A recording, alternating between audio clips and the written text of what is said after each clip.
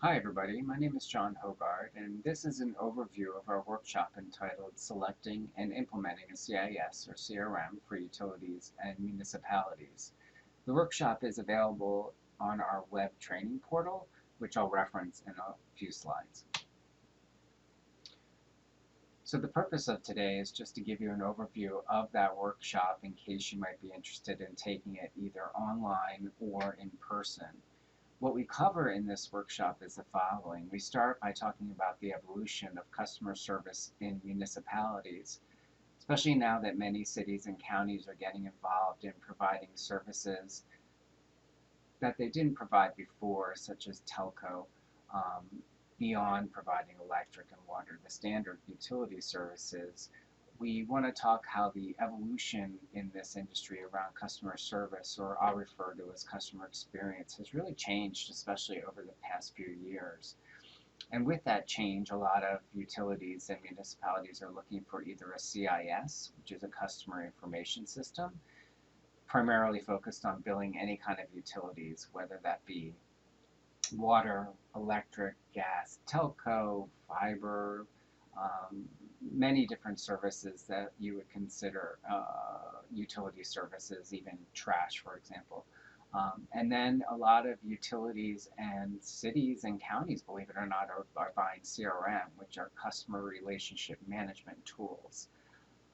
So in this workshop, we talk about best practices that we've learned and I've learned by managing many, many projects over 20 years to buy these systems and implement these systems at cities and counties and utilities. And what I've put together in this entire workshop is 6 critical steps that you really must think about before selecting a vendor. These are things that I wish I had done before some of my projects, and I just learned the hard way. And I'm trying to impart these lessons learned to you all so you don't have to go through the same pitfalls I went through. So we will talk about in this workshop proven strategies for selection of either a CIS and a CRM, or a CRM, depending on which one you're looking for. And as importantly, I'll talk about critical fail points that you can avoid, meaning there are many pitfalls I ran into that gave me good lessons for my follow-up projects, the next projects. And this workshop hopefully tells you about those upcoming pitfalls that you can look out for and how to walk around them and avoid them. And of course, we'll talk about implementation best practices, all the best practices I've learned in real time from managing as a project manager many, many CIS and CRM implementations. Not for a vendor. I've never worked for a CRM or CIS vendor. I always work on the side of the city and/or county or utility as the inside project manager, with their best interests at heart, and I would manage the selected vendor once we went through the selection process. I had mentioned that I'd show you where you can get the full workshop, and you can see the link here on this slide if you want to take a look at the entire workshop. Here we're just talking about a high-level overview of what's covered in that workshop. So in that workshop, I talk about how I've seen municipal customer service change throughout the years. I've been doing this for over 20 years, and things really have changed, especially in the past few years, in a very positive way. I've worked with many people at different cities, counties, utilities, and even most recently a very small city, and they are passionate about customer service and serving their citizens in the highest way they can. So it's really gone in the right direction. But regardless, all these entities are faced by a lot of these common questions I'm sure you hear from citizens, which in many cases are just affected by the siloed data that you have from legacy systems. And these legacy systems I tried to portray here shows kind of the chaotic nature of an inefficiency of the interactions between these systems and processes. Everything's so siloed that it just makes everyone internally and citizens quite frustrated. But everyone's realizing that expectations are growing. Not only we all are seeing better services in other verticals, Everyone points to the Amazons of the world and the ease of customer experience there. So now we're kind of being held to that standard or expectation in utilities, cities, and counties. Um, and it has, like I said, been leading to municipalities and utilities making huge strides in looking at CX and having a CX strategy. And for those that don't, there's backlash, and we all know what that's like, the dreaded bad press that you get when citizens' expectations are failed.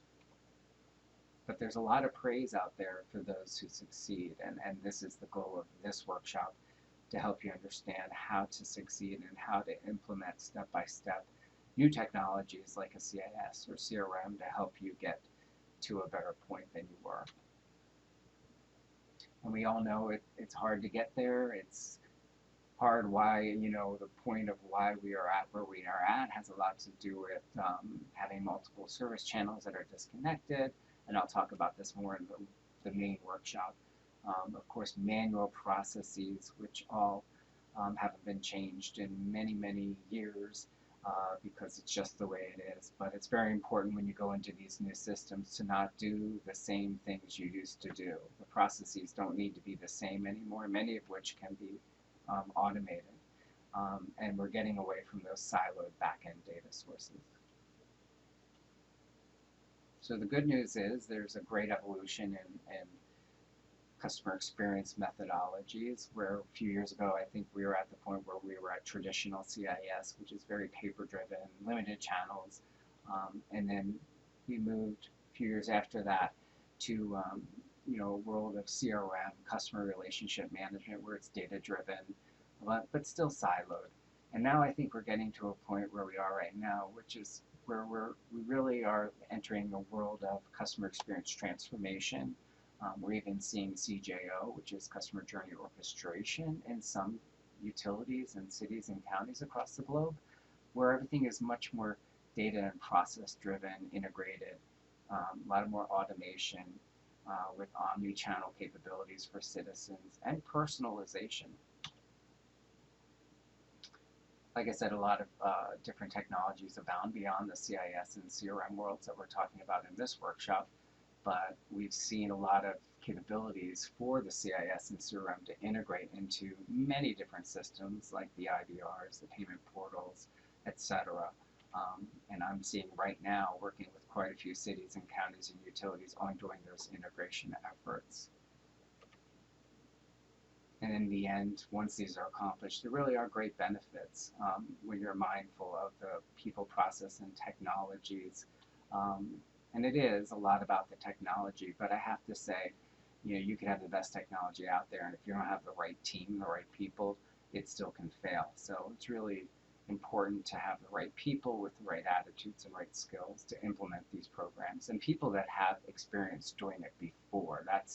If you take away anything, that's something I highly recommend. Having someone gone through it before so you can avoid the pitfalls that you will face as you implement either a CIS or CRM. So I know it can be terribly overwhelming, but we hope with this workshop and others we offer, you can find some great tips and simple tips we put out there to make your life easier as you enter these projects.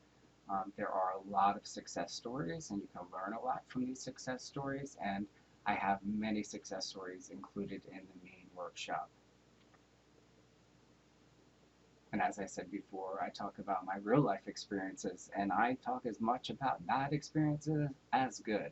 I'm not afraid to talk about mistakes I made, because you learn a lot from mistakes, and you're pretty sure to not do them again when they're really painful. So that's what I've learned.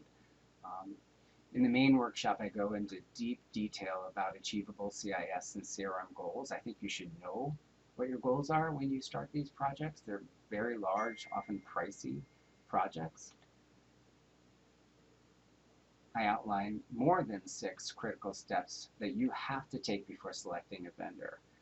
And I've noticed a lot of cities, utilities, counties skip or don't know about these steps. So I urge you to look at them carefully. Talk about proven strategies for selection and critical fail points that you can avoid. And then at the end of that workshop, I get into implementation best practices, both for CIS projects and CRM projects. There are parallels between the two implementations, but there are nuances and differences, and I do separate the two and discuss them both.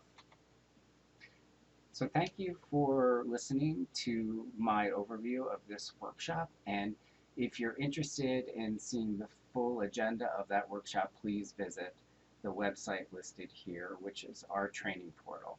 Thank you and have a nice day.